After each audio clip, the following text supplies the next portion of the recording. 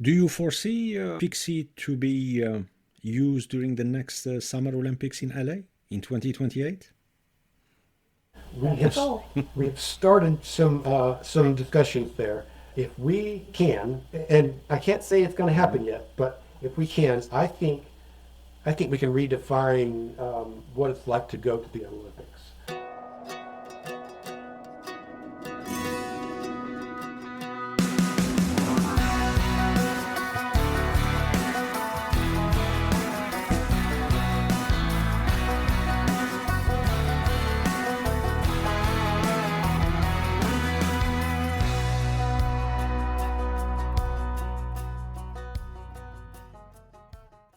Welcome to the Pre-Zero Sports Talk podcast. Today I'm talking to Bryant and Rebecca Haines, the visionary minds behind PixSeat, a game-changing platform redefining fan engagement at live events. Yes, folks, you heard me. Fan engagement, but what does that really mean? Simply put it, how fans connect with the action beyond just watching is the energy in the stadium, the collective chants, the waves, and now with PixSeat, it's turning your phone onto an interactive part of the experience. Bryant, a tech innovator with a passion for sports, and Rebecca, a strategic leader driving operations, have turned the simple idea into something revolutionary. I'm your host, Sid Ben Salah, and in this episode, we'll dive into real stories, challenges, and breakthroughs that brought PixSeat to life. Check the episode description for more details and ways to support the show. Let's get started. Bryant and Rebecca, welcome to the show. Thanks so Thank much for you. having us. We're excited. Bryant, take us back to the moment at the Alabama football game when the idea first came to you. What sparked this vision? So I've been to so many Alabama football games I can't even count. Since I was a little kid, being named after Bear Bryant, the former coach, I have to be at every game I can. I was at the game in 2016. Alabama was beating LSU solidly. It was a great game. My best emissary was he's an LSU fan. And we were going back and forth with the banter. And then there was a wave going around the stadium where everybody stands up and raises their hands. And it creates a great visual. It's fun. And sometimes, over the years, it seems like we try to see how many times we can get the wave to go around. Sometimes it goes around, 3 or 4 times. Sometimes it's 8 or 10 times, and it's always fun. And then it dies out. And I thought, there's got to be a way to make this more fun, more lasting, more engaging than just standing up and waving your hands. So I didn't have an answer immediately, but after thinking about it, the following weekend I was at my son's high school football game, and there were some fans on the other side that were holding up their phones with the flash on. I don't know if they were doing it for fun or whatever, but I thought, that's not it, but that's getting closer. So that evening, I had some friends come over to my house. I gave each of them a different picture to put on their screen, and they stand out in the road. And then we were able to create a wave of light and somewhat of an animation by just having them hold their phones. So I thought, this is it. We can create images across an audience by having everybody hold up their phone. Nice. And Rebecca, what was your reaction when Bryant shared this idea with you? What made you believe in its potential? Because I'd never heard anything like it before, I knew that this was going to be a game changer, and I knew that it was time to move fan engagement into the 20th century. Like, we need to do something technology-wise, because everyone has their phone, everyone's on their phone, and now is the time to do it. Okay, and how did the pandemic delay affect your momentum and what got you back on track? Well, we were so excited at the beginning of 2020. We were talking with his son was going to help us. We had some plans laid out, and then the pandemic hit, and we knew that everything was going to be shut down, and sports were not going to be happening. Gatherings were not going to be happening. So, but that, it was disappointing because we were so excited, and we just put it on the back burner. And then a few years later, we decided, now is the time to relaunch and just pour everything into it, because I think fans will want this and they'll enjoy it. But since we started launching, we learned about competitors that we didn't know existed. And so we're excited that they're actually there, because we can see that proves that fans want more engagement. They want more interaction. But they're doing something very different than what we are, which is great for them and great for us because we're unique. And Sid, I gotta take a second to say, Rebecca's not taking enough credit here. Last August, we were talking about what's next on our venture list, next on our plan to change the world, because we're always looking at having an impact. And she said, Bryant, we've got to do PixSeat. Now is the time to get started. What are the steps? And she dragged it out of me. She made me lay it out. We put together a plan that started with building our intellectual property. So within about a month, we had our full U.S. patent application done and submitted, and now we're patent pending. Wow. And it's because of her vision and her push to get us there that we're now on this track, and I'm so grateful to her for that. That was quite fast. In a month, yeah, it's quite fast. It's almost unheard of. I think here in Europe it takes so much paperwork and so much hassle. Yeah, it was about 200 hours of work that went into drafting the patent. Now, with the U.S. Patent Office, it takes several iterations. We've been back and forth with them, I think, 4 times now. But we are on track, and we've got one more submission, I think, to get to them for an additional, I think, change they asked for. But basically, it's just the process. It is what it is. But yeah, we got that application done within a month. Fantastic. And for those unfamiliar, how does PixSeat work? Can you just break down the tech in simple terms?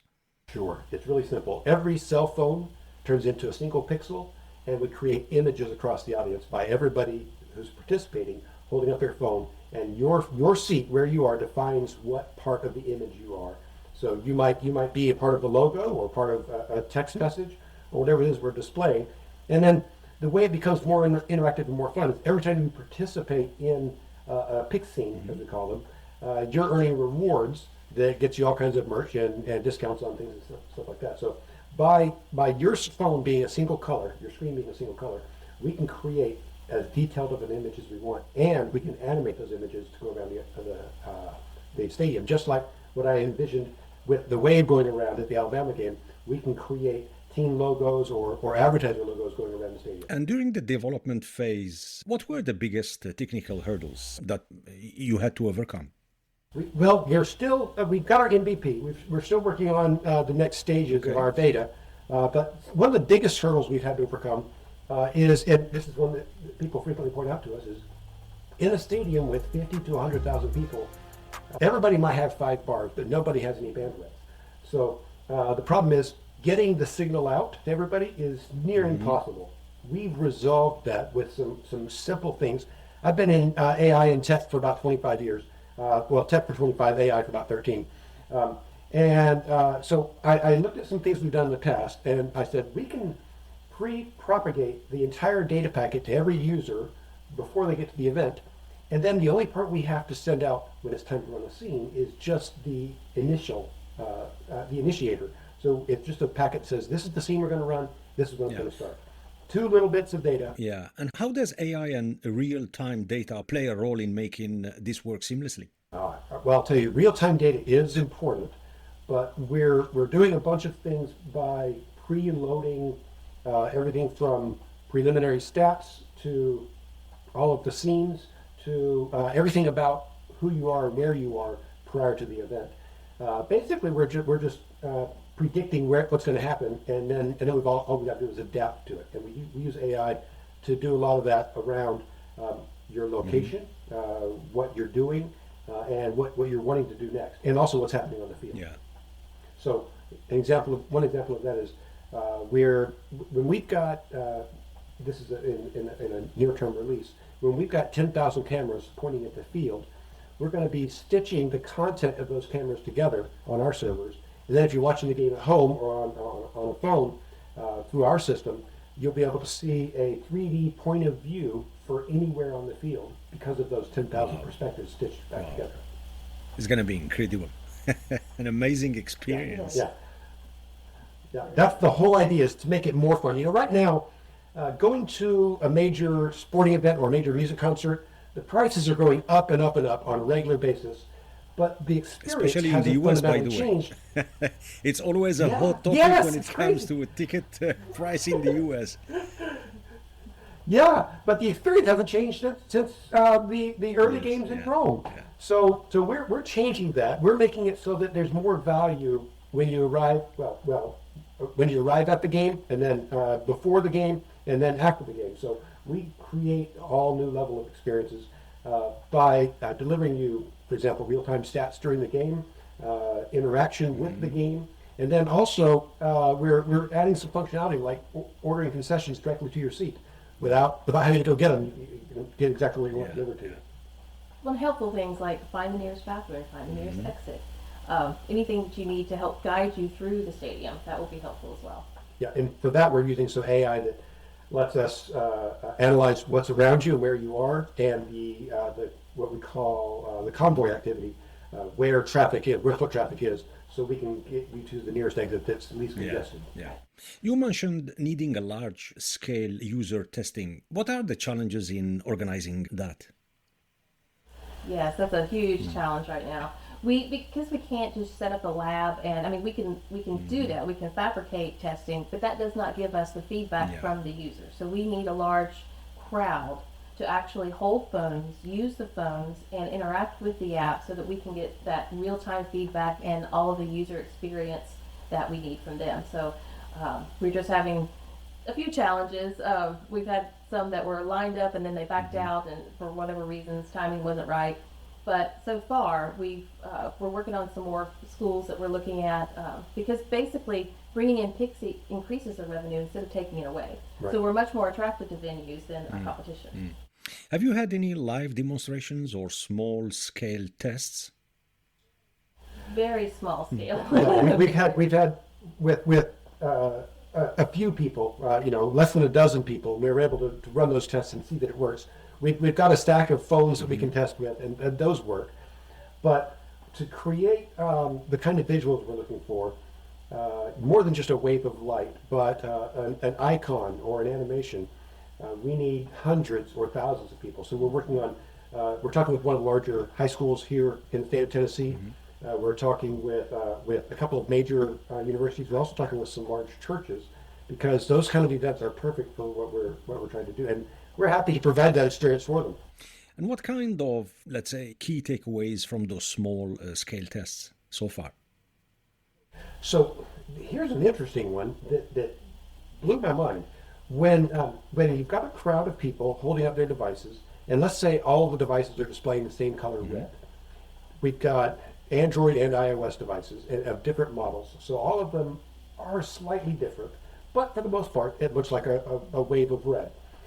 But when we take a picture of it with a smartphone, it looks like drastically different colors, from red to orange to pink. So we're trying to figure out, is that an issue, first of all, that with a smartphone it doesn't look the same? Because when we're taking those pictures, we're 20 feet away.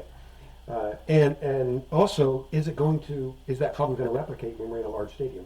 Short answer is those are issues that we're not going to have when we're in a stadium, because when you're a greater distance away, 100 yards away, it's not going to stand out at all. It'll still come across as the same color.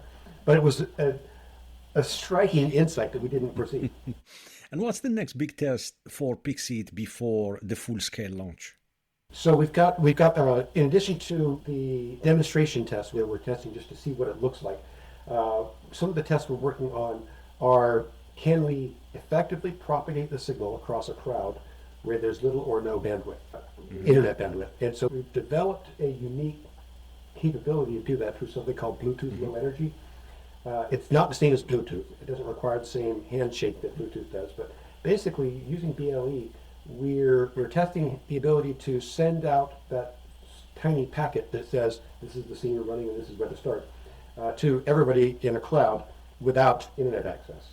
It's a challenge. We've got it working in some tests with about 15 people, but getting it to work in a massive crowd is going to be a whole different experience. So to put that in context, if we're in a stadium with 50,000 people using BLE, I think we believe we can get that signal out to everybody's going to participate in about 3 minutes. That sounds like an extremely long time, but if we're sending out that signal 10 minutes before the scene starts, it's not a problem at all. Right. So we do have some venues that do not want to use the app. They are absolutely opposed to using an app. They want it to be browser-based, so that's something else that we've had to overcome as well, using a QR code or something like that to launch with. So. Yeah. More and more tech. It is. It's always a fine balance between opting for an app or, there's no silver bullet. So But then it will Right. evolve You know, it's funny. with the development, with the technology. Let's see, with the Web3 and beyond the G5 connection. Let's see how things will evolve. Yeah. Yeah. You know, it's funny, thinking about the tech challenges and what the experience needs to be. One of our testers came back last week and said, Bryant, I don't want to have to sign in when I first download the app. I may not want to sign in at all. How can we get around that?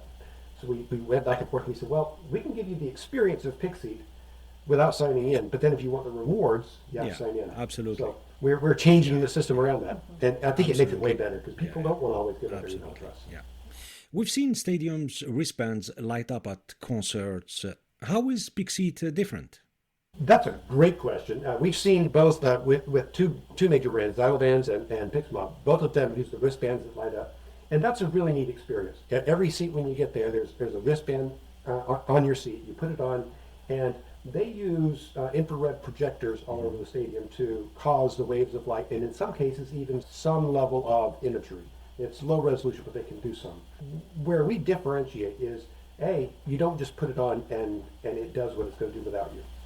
You have to fundamentally participate in the event. So there's a reward for that, and there's an immediate gratification. I got to be a part of that. It wasn't just it lit up on my wrist, but I was engaged. I got to be a part of the picture. In fact, I can picture when you say, if you look at the where it says the university's name, I'm in the A right there in the middle, and then we'll be able to create scenes where in social experiences where you'll be able to point yourself out in the crowd.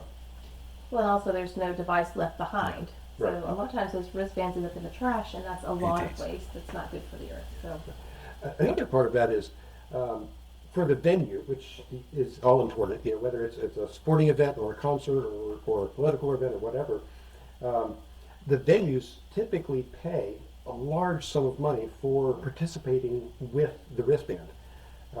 So the fans in those cases, the price of the wristband is built into their ticket, but that makes it even more expensive. We turn that on its head, and because we're not adding any new hardware, everybody has a cell phone. There's no cost to the fan, and there's no cost to the venue. We actually are advertising driven, so the venue receives some of that revenue. We're a revenue sharing business model, so it makes them money rather than costing them money to have. What feedback have you received so far from industry insiders about its potential? I'll tell you what, without naming names, one of the biggest universities that we've talked to, they've said, we don't see how to avoid this. We want it here, and it's going to be industry-wide. They're trying to adapt to the need across the stadium for cell phones and for charging and all that kind of stuff, and for internet connectivity. But they've told us fan engagement is the critical component of next level sporting and music concert events. and our contact in India as well is very excited about this because they have dealt with the competition. It's very expensive, and they've just not had the experience that the fans really want. And so they are very excited about PixSeat, anxiously awaiting the launch. Yeah. And on that, Rebecca, are there competitors in this space? Well, other than PixMob, and then we have Q Audio, and we have Crowdflow. We have a few, and some of them use the wristband. Some of them do use your phone, but they use it in a different way. So some of them it's just the light, and some of them have filters that that is a fun experience for the fans. It's just not the same as PixSeat. Yeah. And how does PixSeat stand out? Well, so one of the biggest things that makes PixSeat stand out is the experience before, during, and after the game. So before the game, we've got a tailgate mode. So when you show up at the venue, you're partying with your friends before the game. We've got games that help you participate prior to that. And then during the game, you're actually a part of the game. You're part of the experience. After the game, you've got the ability to go back and review and download and share and participate and even connect with people that you met there. So for the fans, it's a fundamentally different experience, as well as a chance to earn rewards with get some merchandise.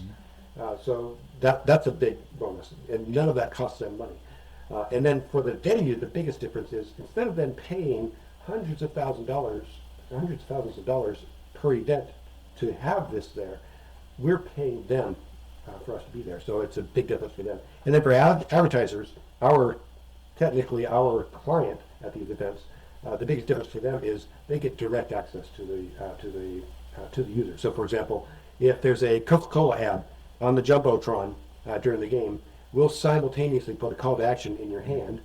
Right when you see it up there, you get the action here in your hand, and that action is, hey, for me, it might be custom to me. I want a free Coke.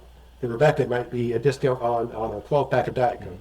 So it's customized access to the consumer based on the experience that they've had there at the game.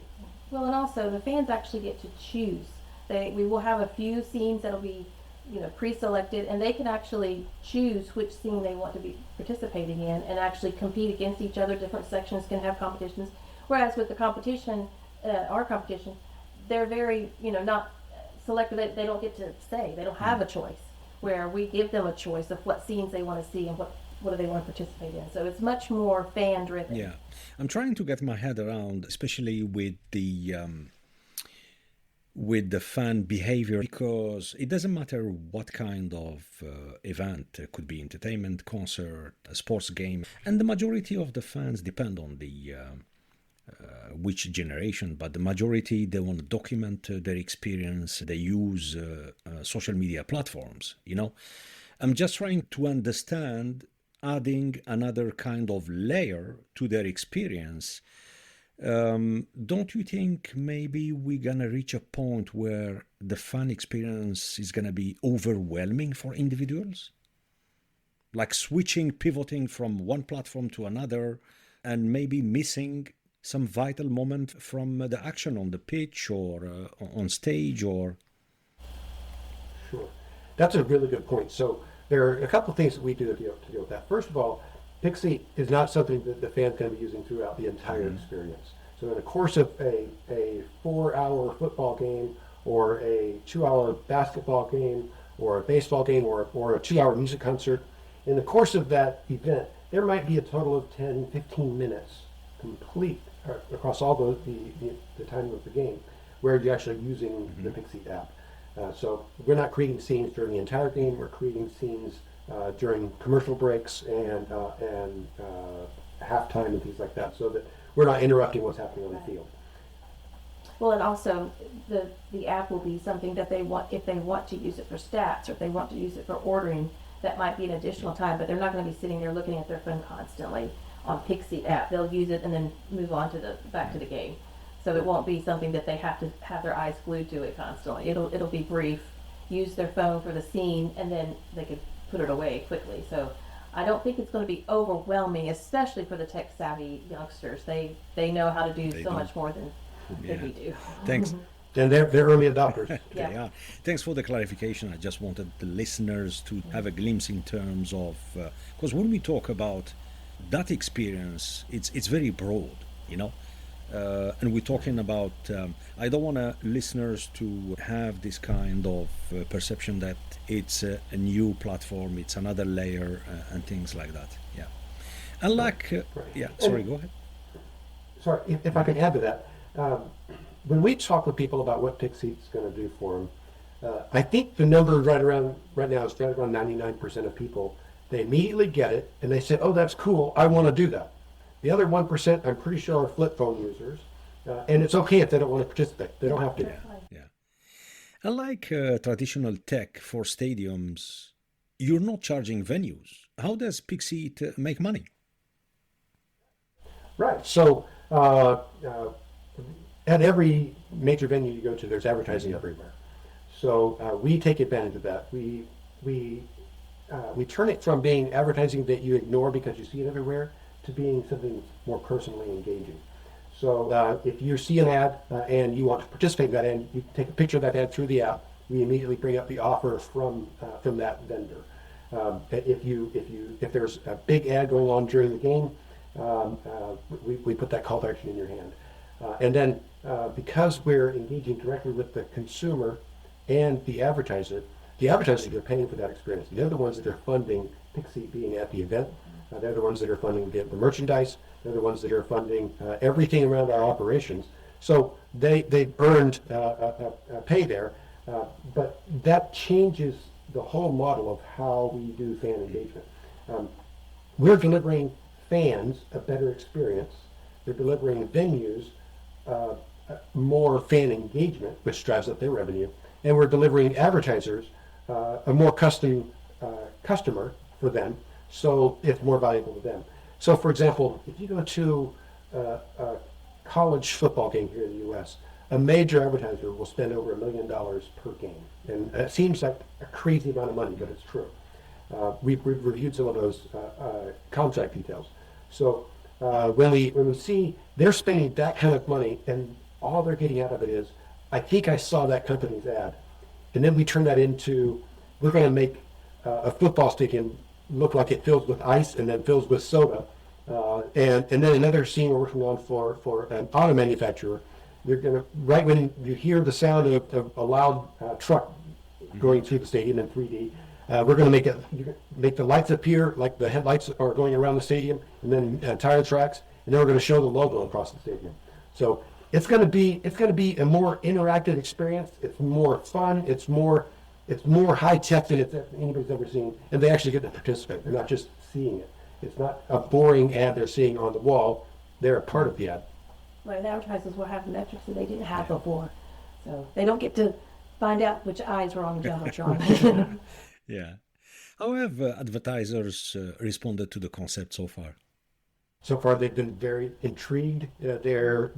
One of the concerns we've heard is, what if my logo doesn't look great? And that's a real concern. So, and I'm not going to name an advertiser, but if an advertiser's logo, if we display that across the east and west sidelines of a pitch, and that logo doesn't look great, what we've decided on, we're creating a scale for how much they pay for their ad. If it looks great and we can animate it around the audience because participation is above 70%, they're going to pay the full price for that. It might be several $100,000. If you can barely see it and it doesn't show up, they're not going to pay for it at all. So when we present advertisers a model that gives them the consumer, gives them the experience, and gives them the immediate return on investment, it's just a simple solution for them. It's almost a no-brainer for the advertisers in terms of what kind of value this will add to them. Right, and in fact, what I mentioned about is it going to show up well, separate from the mobile app, we've also got a desktop production app that the stadium will use. So they'll be able to real-time analyze how many users are in each section of the stadium, and they'll be able to run a demonstration, a virtualized demonstration, to see what that logo would look like, or what that scene would look like, immediately prior to sending out the signal to run it.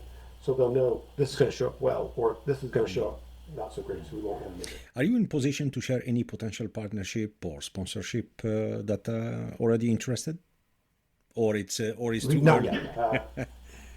It's too early for us to disclose that. I understand. I'll tell you that we've got the right advertisers engaged at this point, and the right business partners engaged at this point, and we're going to be making some announcements on that as soon as we can, but not yet.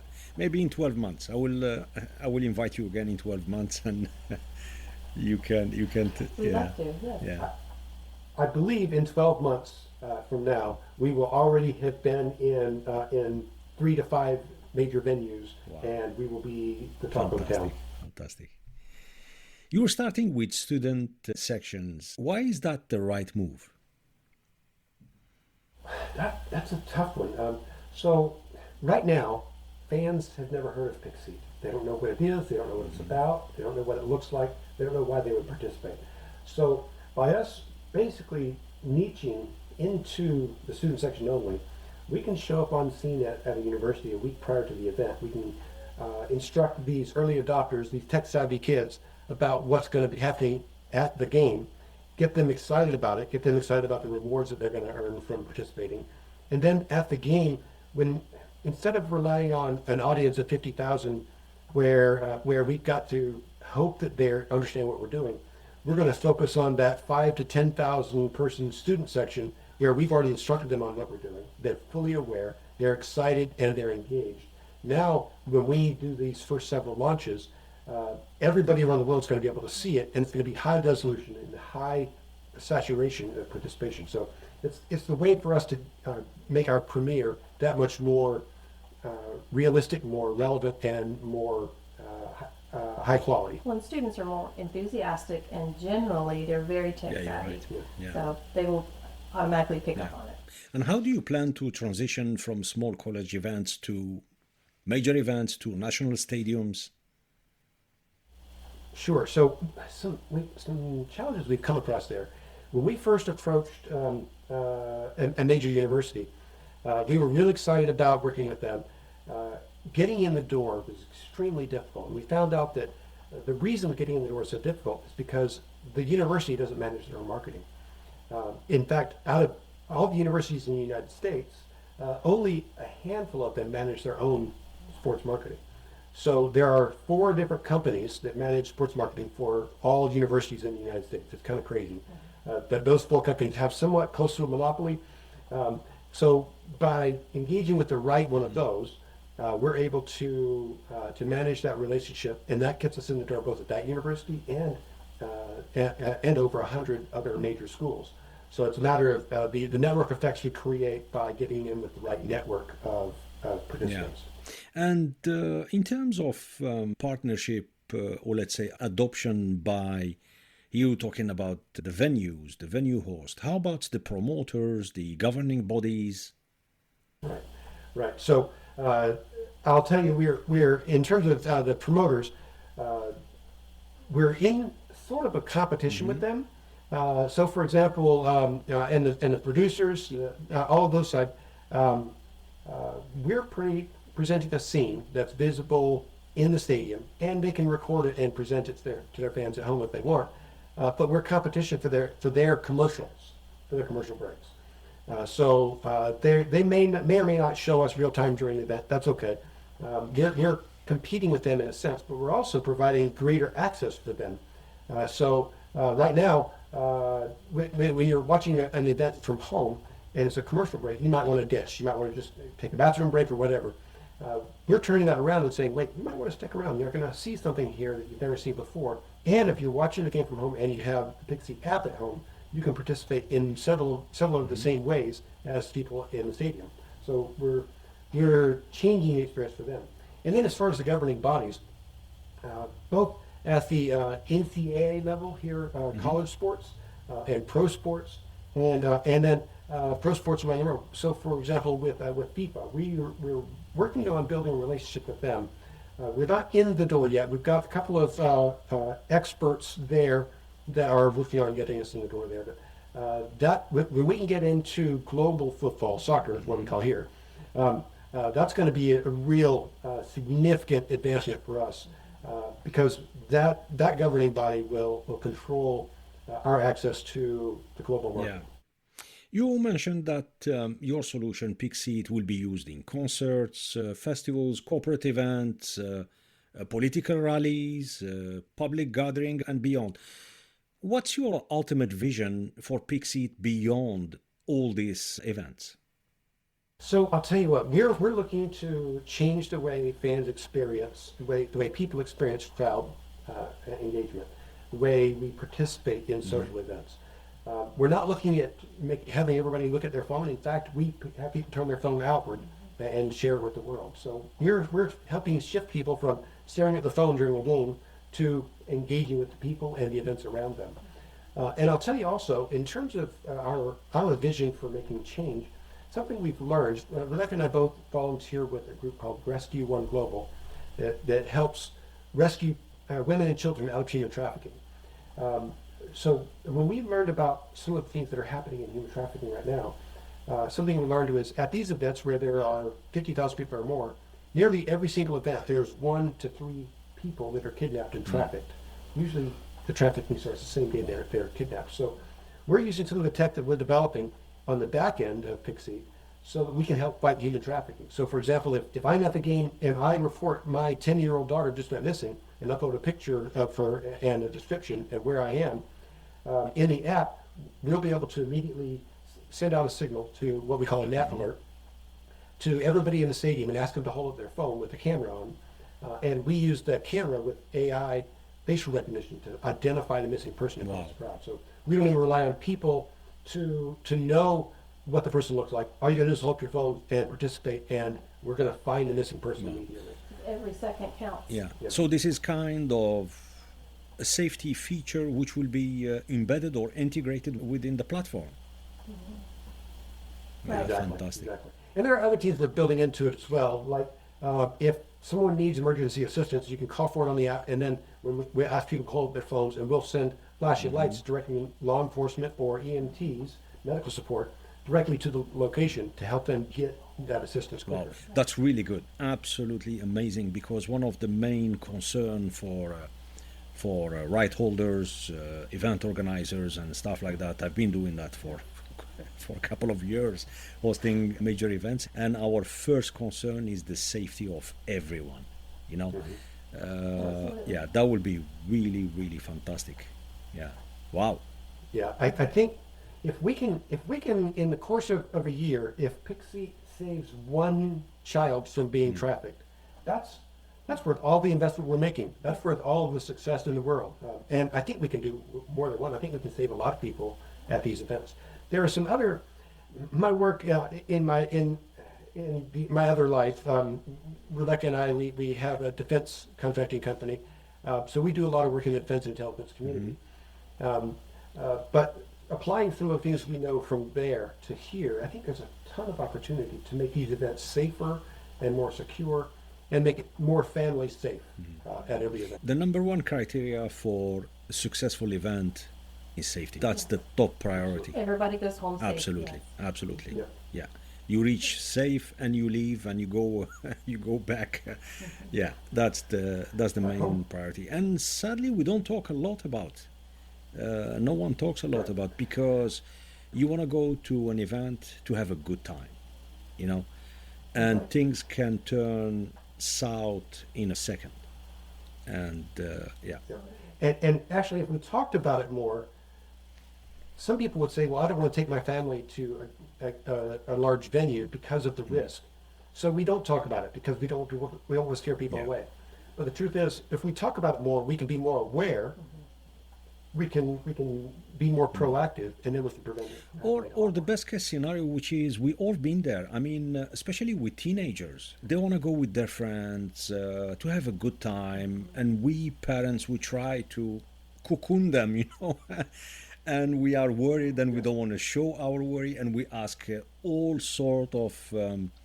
We bombard them with questions. We are still concerned until they come back, you know. So, yeah. I strongly believe that feature, if it will be embedded within the platform, it's a game changer. Right. Yeah. Yeah.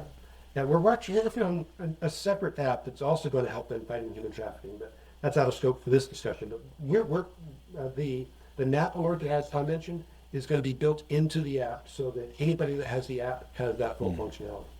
And in fact, the browser participants will also be able to participate in that. Yeah.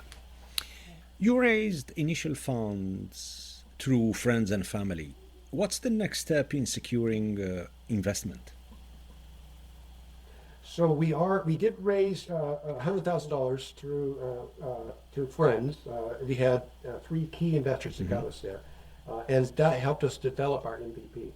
The next stage is we've got a whole lot more to build out, and we've got a lot of instructing and informing venues, fans, and advertisers about how this process works. So there's a lot of marketing and PR to go on there. So we've got to raise a ton of money, basically to get this into all the stadiums around the world that we want to get into.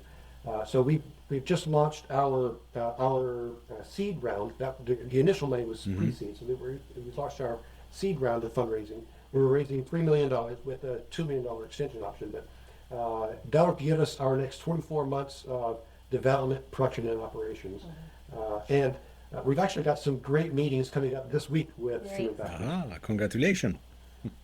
Thank you. We are very excited. And the investors, this is an interesting challenge. There are venture capitalists, there are friends and family investors, there's all kinds of different investment groups that we could work with. The challenge we are facing is we want to work with investors that align with our mission and our vision and our values, and have the passion in sports and entertainment and technology. that's three different sets of asks that we're looking for. And what we're finding is we really wouldn't want to work with investors that don't match all three of those for us. So it's a fun challenge, but it's a set of challenges that makes it so that we partner with the right group. We know we're on the right track. Right. And what would you say to? Our values Sorry, are go ahead, Rebecca. As our values are very important to us, so we don't want them to be lost in the, profitability of PixSeat. Yeah. And what would you say to investors who are, let's say, hesitant about funding a fun engagement tech, which is new? Sure, it is new.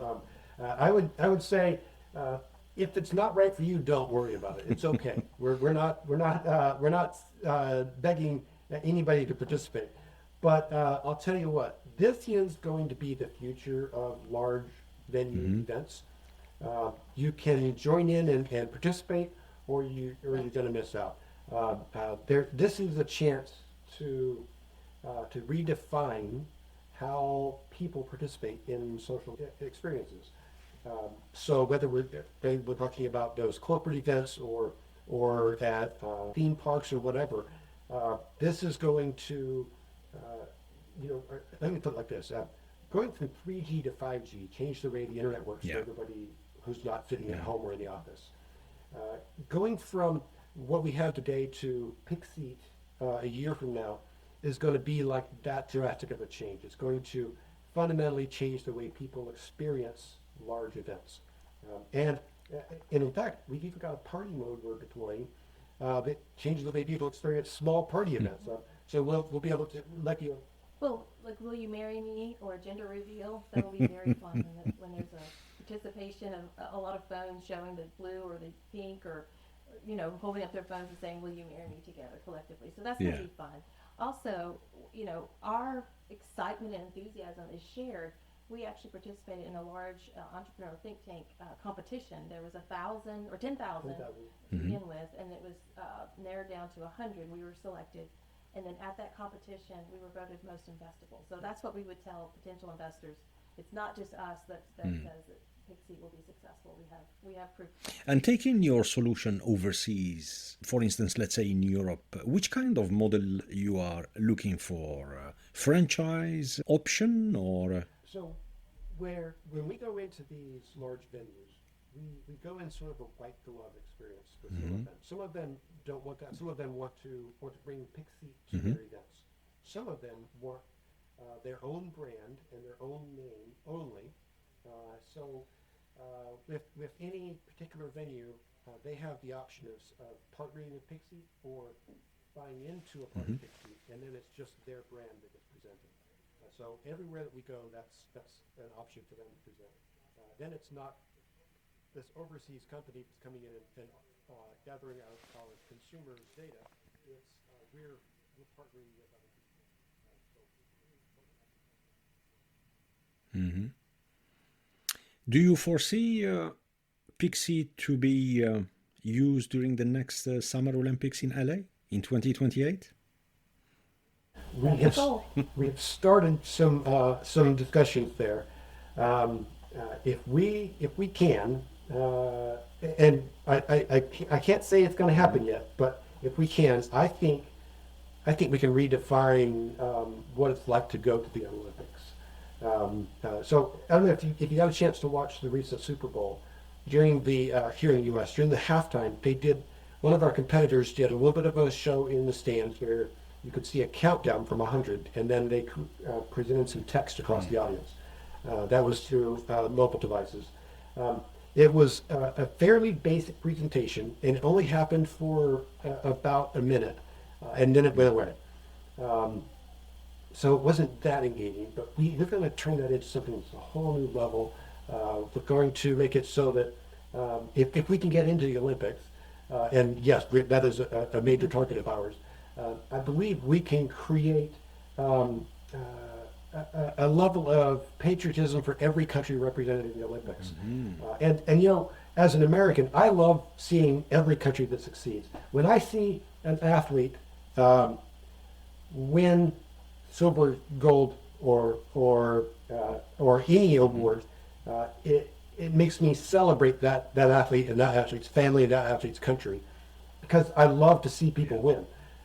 So if we can create it so that everybody there is celebrating the win of the different countries that are up on the stands, I think that's a whole new level of celebration and stuff and fun. Yeah, absolutely, absolutely, yeah. So, PixSeat, it's a platform that will boost fan experience, fan engagement within a contained environment, stadium, indoor or outdoor. Do you see your platform used in a large scale event, something like a marathon event or a Tour de France, the bicycle event, where by far beside maybe the Olympic Games and beside of the Super Bowl, because Super Bowl is one night, but the Tour de France is the biggest from an audience standpoint. It's one of the biggest event in the world. So do you see your platform could be used in this kind of environment? Absolutely. I'll tell you, one of the challenges, the technical challenges that we're overcoming to be able to go to any event, regardless of the duration of the event or the type of the event, is the core function of PixSeat relies on us knowing where you are in the crowd. Without using GPS or triangulation, because both of those are battery hungry and invasive on your privacy. So right now in a stadium, we rely on knowing what is your seat ID, which section, row, and seat number are you. That tells us which pixel you are, so it's easy. We're working on some developments using that same Bluetooth low energy that allows us to identify where you are in a crowd, again, without knowing who you are or what is your precise GPS location. It's relative to the crowd, not relative to geospatial location. So, we want to be in every kind of event, and we want to be able to create that new level of fan experience where it's not invasive, but it's fun, and you get to carry a part of the event home with you. And that's really important. The reason I asked you that, Bryant, and hear me out here, most of the time, and I see it with my kids, with my two teenagers, when we go on holiday, they are glued on their smartphone and they are checking exactly their classmates or friends where they are in the world. you know, and I ask the same stupid question. How do you know where is that person? And they said it's through a Snapchat, because we can see exactly where they are. So I'm trying to basically wrestle a little bit with the next 3, 4, 5 years from now. And we talk about these massive events that maybe the duration is 7 days, maybe it's more. Like, for example, Tour de France. It's a massive event with an international appeal, many spectators, either during the starting stage or the finish or in between and things like that. And people, they want to interact. They want to see where are their friends. And so that was the reason I asked that question. Or a marathon, for example. Yeah. So I'll tell you what, one of the things that we're building into PixSeat is find my friend and make a friend. So I'm looking for somebody I know within the crowd. Again, without using GPS, because we believe that's too personally invasive. Even though so many apps use it, Snapchat and others use it, we don't want to use that technology. We want to avoid that and keep privacy and protection better. So they're using other technologies to locate people within a crowd, and then to allow you to engage the people at the level you choose. So yeah, you'll be able to find your friends. You'll be able to know, hey, my friend is on the opposite side of the stadium, and I can even help identify them. So I can send my friend a signal that says, hey, help me find you. And when they hold up their device, a series of flashes of light on their screen, and my camera recognizes that and then zooms in on them. So we're looking at ways to find one another and still protect their privacy. What does success looks like for PixSeat in the next 5 years? That's something we're still working on redefining on a regular basis. We want to be within 3 years, we'll be in 30 major venues. And then we want to become the ubiquitous solution for large venue events by 5 years. I don't believe there's any reason that we can't be the provider of choice for fan engagement, for fan entertainment, and for advertising engagement at every venue. And when I say advertising, I want to clarify, I'm not just talking about being slammed with ads all day, every day, or with pop-up ads. I'm also talking about if you're at a corporate event or a large church event, for the people administering that event to be able to send out messages to the crowd, whether it's synchronized messages or unique messages to each user, real time during the event. That's something that I think is going to, again, make the large crowd experience a whole different type of engagement. Do you foresee integration with VR, AR, or other emerging technologies? Absolutely. We're working on two things. One of them I can talk about, one of them I can't. We're still working on the patent on both of them, but we're working on two things that deal with virtual reality. But the short answer is yes, we will provide some VR for fans to watch either after the game or fans at home to see what that looked like, whether it was what's on the pitch or the field or what's in the stadium. And then also for creating without VR headsets, we're working on, and I can't go into too much detail on this, creating what looks like a augmented reality image in the middle of the field. I can't go into details on that yet, but we're working on that, so that you'll be able to see stats or figures or people that look like giants in the middle. Exciting time ahead, yeah. If you could see PixSeat in action in any major event, which one will it be? I'm extremely biased here, and I don't know that bias is always bad. You can see from the picture behind me, I was named after Bear Bryant. I'm an Alabama football fan, Alabama basketball fan. Yeah, that's the football which stadium. Which stadium is that? Bryant Denny Stadium in Tuscaloosa, Alabama. There's 101,000 seats there, I believe. It's I think it's the seventh largest in the U.S. Because I'm the biggest Bama fan there is, this is the place I want to go more than anywhere else. Now, I want to be in so many other places. And there are some, here in the southern parts of the United States, sports fans are a bit cultish about, they're a bit dogmatic about their fan engagement. So I might scare some people off when I say I'm a big Bama fan, but that's the number one place I want to go. But I'll tell you that we want to be at there are several NFL teams that we're engaging with right now. We want to be in, there are two different NBA teams we've initiated contact with. We want to be in the big pro soccer games.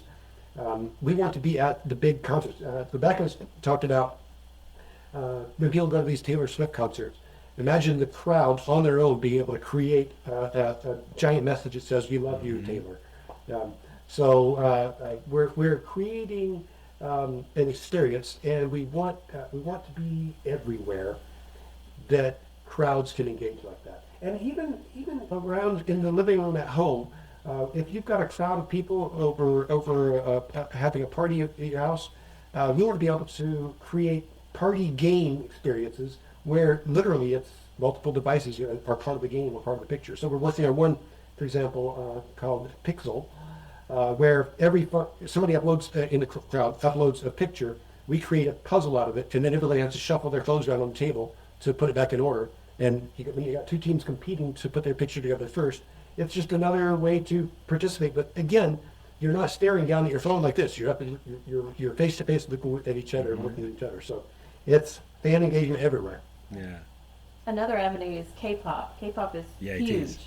And those fans are extremely dedicated. Yeah. And so that's They are another wild. venue that we're Yeah. It's beyond engagement. It's it's dogmatic. And we want to be able to, right now at a K-pop concert, you buy these light sticks that light up, and they look really cool. But it's limited. It only works for while you're at the event, and they're pretty darn expensive. Sometimes they break, and it's you're not doing anything. It lights up or it doesn't. So we're working on an adapter that taps onto your phone. Now your phone becomes a part of the light stick instead of it being a separate thing. And then we've got a whole different kind of engagement at the K-pop concerts. Yeah. And that's when you say they're wild, we're gonna make it so they can do even more. I want to see your solution in 3 major sporting events. I want to see it during the the official opening ceremony of the Summer Olympic Games, the Winter Olympic Games, and I will pick another sports, one of the Formula One Grand Prix. And I will say Las Vegas Grand Prix. Yeah. Yeah. You know, if we could, I agree with you. If we could do the Grand Prix, if you can imagine when fans are holding up their phone and the first set of racers pass by, we're creating waves of light leading up to them coming. So it tells fans, hey, they're about to be here. And then also right after they pass. And we might even show who's in the lead or who's immediately behind them. So when you're participating at the Grand Prix, if we can do that, I think we can make that even more fun than it is without having to. Yeah, the reason I am talking about Formula One, because what they've done the past 4 years with the TV experience, and especially the past 2 years, it's absolutely amazing. It's the only sporting event where you can literally, you cannot see the entire track. It's impossible, you know, and you cannot put big screens everywhere, in every corner, in every chicane. It's costly and it's almost impossible. But what they did through the device, through your phone, you can stream. You purchase a subscription, and I must say it's not expensive at all for the quality. But then the entire experience, beside of watching and listening to the commentary, so you can choose, you can pick and choose any team, any driver, any pilot, any car at any given time live, you know, and see the action. And it's amazing what they've done. Absolutely amazing. And I think comparing to any major sporting event, Formula One is, they are way ahead of anyone else, you know, and it works. And the result is, I'm not here for the listeners, I'm not promoting Formula One or in any case or shape, I'm just telling my experience as a crazy fan of Formula One since many years. But the experience I have the past couple of years is just explosive, put it this way.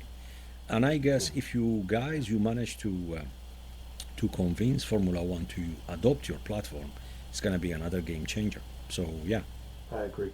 You know, I agree with you. I think adding to what they're already doing, and they do have a phenomenal fan engagement experience. They figured it out. They've overcome the hurdles. If we can add to that and make it so that you're a part of the race as well, that just makes it so much more fun, and makes it so that, you know, a year from now or 10 years from now, going back and seeing that that view of you being a part of the race, that's just a new experience. One small technical question in terms of privacy, data. Who controls the data? You have a full hands-on on the data? Right. I've been in technology long enough to know that no data is 100% secure. It's the nature of the beast that we work with, the data. So we're working on the front end and on the back end, an architecture that protects the user's data and the user above all else. We're actually working on a feature in the app so that you can say, hey, if anybody captures video in the app of the crowd, I want my face blurred, and it will blur your face. So that might protect you if you took a day off from work and you shouldn't have, but it also might protect you if you don't want your identity seen in a crowd, because you know what's on the internet is on there forever. So we're enabling tools like Web 3.0 where the data relative to your experience is stored on your device, not on absolutely. You have full control. We're doing, exactly. And you can choose to release that or not. And like I said before, when you first sign on to the app, or when you first download the app, you can choose if you want to sign on or not. Because you can go to a game, you can specify your seat, you can participate in the event, you can have all the fun in the world without ever signing in. Or you can sign in, and now you're what you've given up with that is who you are, but not everything about you. And that allows us to, again, protect your identity while also giving you rewards and more benefit for participating. And you don't have to have those benefits to participate. You can still do it without signing in. Yeah, thanks for the clarification, Bryant. Yeah. I think it's time for our lightning round. All right. So Right. let's do this. Favorite stadium you've ever been to? There's no doubt in my mind it's Bryant Denny Stadium. But I've got to narrow it down. Bryant Denny Stadium in the 2016 Alabama LSU game. That with my best friend there with me. That was just so much fun. And for you, Rebecca? I have to say the same. Okay. Same Go to stadium. game day snack. It's important. It is. You know what? There's nothing like a baseball game hot dog. I went to a Red Sox game, and it was everything I expected it to be. With the ballpark hot dogs, they're just fantastic. I love them. Yeah. Yeah, I'm nachos. Nachos. All the way. Yeah, both options are great. Yeah. One song that gets you hyped before a big event. It's usually him that hypes me up for games because he's the more enthusiastic fan. Yeah. Probably Freebird. I love Freebird. It's just it makes me feel like there's nothing stopping me in the world from anything we want to accomplish. So that's probably my favorite hype up Great. song. Best sports events you've ever attended. Sport events. That's a tough one, man. I know this is lightning round, but I've been to so many games. You know what? I got to go to a Daytona 500 race Ooh, when I was a kid with that's my nice. dad. And my dad and my brothers and my sister and my mom were all there.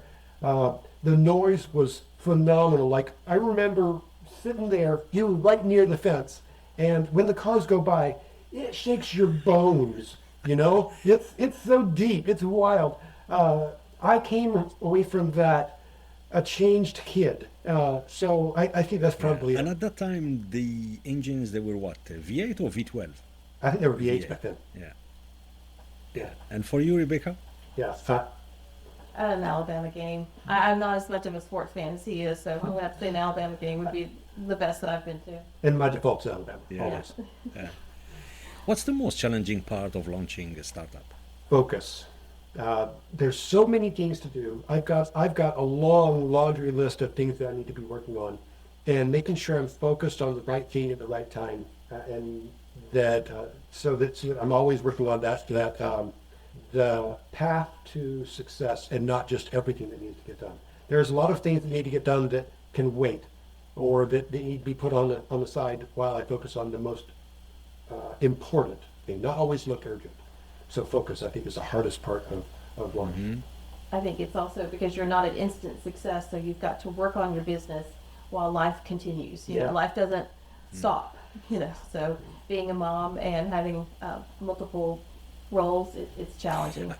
Yeah. Juggling it all. And in that journey, from let's say an idea, making that idea possible, is it a lot of stress, a lot of question marks, a lot of or excitements, or a combination of of everything? Yeah. Yeah, I would say a combination. Yeah. Because there's times when you're elated and you're excited, and then there's times when you come up to a hurdle that you didn't anticipate, and that can be discouraging, but you just have to plow through. Yeah. You know, I got to say this. Having my business partner be my best friend, be my wife, makes all the difference in the world, because the exciting moments, the challenging moments, the discouraging moments, the bewilderment moments, all of them are made better because I've got my best friend and my partner with me. So, yeah, there's some really tough times. When we learn about a competitor's capability, or when we learn about a challenge with a venue, or when we learn about a technical hurdle we've got to overcome that we didn't foresee, those are stressful moments. But they're all. I've been doing stressful things my whole career, so I'm okay with that.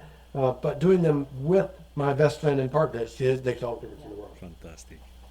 I wouldn't want to do this alone for sure. Yeah.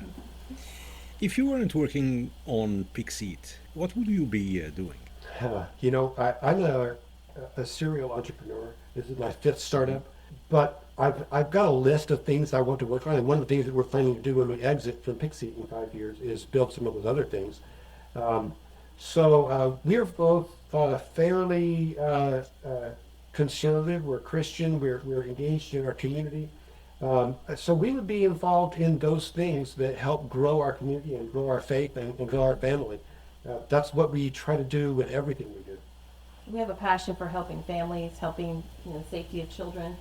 Human trafficking is a huge issue in America, and it's in every single city. It's every everywhere, community, even every here in neighborhood. Europe, Rebecca. Yes. It's a big issue. Yeah. Yeah.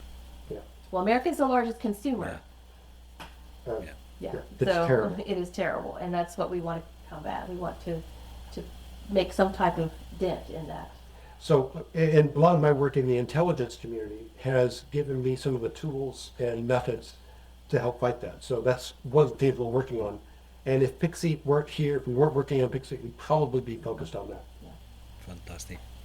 Who is your biggest inspiration in sports or business?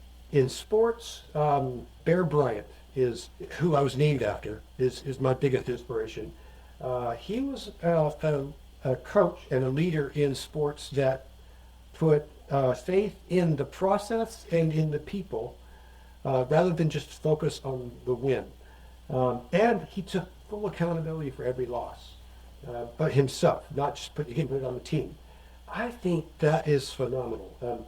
I admire him. I think he's a good model for the kind of leader I want to be. He had his flaws that I don't want to replicate, but I really look up to who Bear Bryant was. So that's me. Yeah, for business, I would say Zig Ziglar. Yeah. I really like his outlook. I love the positivity and just the combating negativity. Yeah. If you could have a dinner with a historical figure, who would it be and why? I would say Ronald Reagan. I always wanted to sit down and just ask him some questions because I was young when he became president, and I just had so many things that just wondered about. So I would say Ronald Reagan. I have for many years been a big fan of Benjamin Franklin. This is a man that reinvented himself regularly from childhood all the way through his career throughout his life. So Benjamin Franklin is someone that I would love to sit down with and ask so many questions and just learn about how he saw things and how he sees things now. Yeah. One piece of tech you can't live without. My iPhone. I live on my phone. It is my brain. I'm on it day and night. Yes, definitely. Because our calendar on our phone is vital. Yeah. We have so many different appointments and schedules that we have to manage, and so definitely the iPhone. I think specifically of the calendar is probably the most critical. Yes, yes. But I'll tell you, I have, over the past couple of years, gotten more and more into large language models like ChatGPT and Claude and Grok and others. I find them to be tremendously helpful. Just last night, I was using Claude to bounce some ideas about our investment strategy back and forth. And having instant access to an extremely wise and candid advisor like that has access to all the knowledge in the world, that's just huge. I love it. I use Chat and Claude probably more than most anybody I know. Have you tried the DeepSeek? I have not tried it yet. I want to, but I just haven't had time yet. And all that, Bryant, where do you see AI in 12 months? I will not say 5 years because we've seen it all. Right, right. Well, so where I see AI in 12 months is still very much in flux, but becoming the standard for how we perform whatever work we're doing. So with every job that's done, we're going to start looking at, should I be using AI to help me do this better or faster? Or should I be using AI to move the person out of the picture and have the AI doing the work itself? Whether that's AI, just the capabilities, the computing capabilities, or AI with robotics. I'm not in favor of unemploying anyone with AI, but rather making people more effective with AI in their job. Yeah, yeah. And how is it in the US within the school system? Are they adopting AI or they're lacking a little bit behind, or how is it? I think what we're seeing here in the U.S. with schools is they are offended by it, and they're saying we don't want students using it. They perceive it as subjugating the learning process, and I disagree. I think with it's that. a mistake. So they're saying students don't use it. I agree. Yeah. I agree. Now, Rebecca and I homeschool and have always homeschooled our kids. So we have very different perspectives from parents that have their kids in school. But the school systems here in the U.S. largely right now are saying we don't want kids using AI because it competes with our learning process. And I just disagree. We have our daughter, she knows how to use it, she's used it a lot, but she focuses on, a lot of editing of videos, and she pretty much teaches herself a lot of things. Yeah. So but she has used AI a good bit, and she enjoys it. And she's 11 years old, and she's doing all kinds of video editing and animations and things like that. I mean, you don't need to be scared of adopting AI. It makes you more efficient. Period. Yeah. You know, if I can tell a really brief story, I was working with an intelligence agency here in the United States, and I developed a system for this group, the special intelligence group. They were excited about what we were doing. I showed them the first demonstration with live data, live case data on a threat they were dealing with. The team of about 12 people immediately turned to their director and said, "This is terrible, we're all going to lose our jobs." And he said, "No, this is great. All of you are going to be able to do 10 times more than you were able to do before." So it's a perspective. Don't be afraid of it. Embrace it. I would say you're not going to lose your job to AI. You're going to lose your job to somebody who uses AI. Yeah. Okay. Dream sports team to work with. Oh, gosh. Obviously, I love Alabama, and I want that more than anything. But for us to be able to participate in the Olympics would just be a huge experience for us. Would be something that would be a career-defining experience. I agree, the Olympics would be. Yeah, that would be epic. It would. The worst career advice you ever gotten. Oh, here we go. I've heard so many people say this, and I think it's terrible. People say, don't do anything that you're not assigned to do, or you're just going to get assigned more. And I say that is horrible advice. Do everything you're supposed to do, and then do everything else that you can. And if it means you're given more challenges and more opportunities, that's growth. That's good. And if you're not compensated for that, that's okay. You're still learning, and you're going to be able to do more later. So the whole idea of only do what you get paid to do is just self-defeating. It doesn't hurt anybody but you. Yeah, I've never operated like that. My parents were entrepreneurs, and I worked in their businesses a lot. And so when I began to work at a very young age, I just adopted like the business was like it was mine. So I would do whatever possible to make it better. And eventually I would work my way up to whatever position I wanted to be at because I invested myself into that business. So I agree. Okay. Morning person or night owl? I'm definitely a morning person. It depends. It depends. A lot of it depends on how well I sleep at night. So sometimes I can be a morning Which person. can be a but then challenge sometimes. Yes, it can. I'm a morning person, and by late afternoon, I can fall asleep standing up. Yeah. That's true. Coffee or tea? Either. I love coffee and I love tea. And I don't like either one. What's a hobby or interest you have that might surprise people? Minecraft. Minecraft. Okay. Because our 11-year-old, she delights in taking us into Minecraft and put us in situations where we die over and over again. So that's our hobby is Minecraft. Yeah, I enjoy it. It's always challenging and fun. And she asks me regularly, "What's your favorite thing about Minecraft?" And my answer is always, "It's completely different every time you play it." So I enjoy that. And we get to do it with her, so that's what makes it fun. What's one thing you do to unwind after a long day or a long week? Just spending time with our family. Yeah. Family time is so important to us. Just being with our children. Yeah. And we don't do it often enough. We don't do it well enough. But scripture study and prayer together always helps us unwind. And on that, my last question, if you have to give an advice to our listeners or a piece of wisdom, because you spoke about faith or any topic.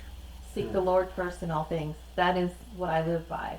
I try to live by. I fail daily, but my best advice would to be to somebody to seek the Lord first in all things. I have a lot of times, come across people that don't believe and they have a different perspective, and I'm fine with that. I respect their opinion, but I believe that the Lord is first in all things. I think that's great advice. Just to not be repetitive, I'll say something that the advice I've given to each of my children and to so many other people is find someone to serve. It doesn't matter what it's about or why or how, find someone to serve. You will be happier, you'll be less focused on any problems you have, you'll be more productive, you'll be more effective, you'll be more liked. I think the best advice I give anybody is find someone to serve. Rebecca and Bryant Haines, thank you so much for joining us today. Absolutely. Thank you so for much having us. We enjoyed it very much. And before we conclude, can you tell our listeners where they can contact you, learn more about your work, or connect with you online? Sure. We're at PixSeat.com, PixSeat.com, and we're on most social media as well as PixSeat. So look us up, find us, and we'll be in the app stores, both app stores, in the very near future as well. And to our listeners, I leave you with some words from Steve Jobs. Innovation distinguishes between a leader and a follower. And from that, we've heard today. PixSeat is leading the charge in transforming live events experiences. Thank you for tuning in to the Pre-Zero Sports Talk podcast. If you enjoyed this episode, we have more for you now. You can watch the entire episode on our YouTube and Spotify channels. Don't forget to rate, review, and subscribe to our show. And please do us a favor, hit follow and tap the bell. That bell is really important so you never miss an episode. We strive to bring you stories that inspire, challenge, and motivate. We appreciate your support. Until next time, stay curious, stay inspired, and make a difference. Let's see you soon. Bye-bye.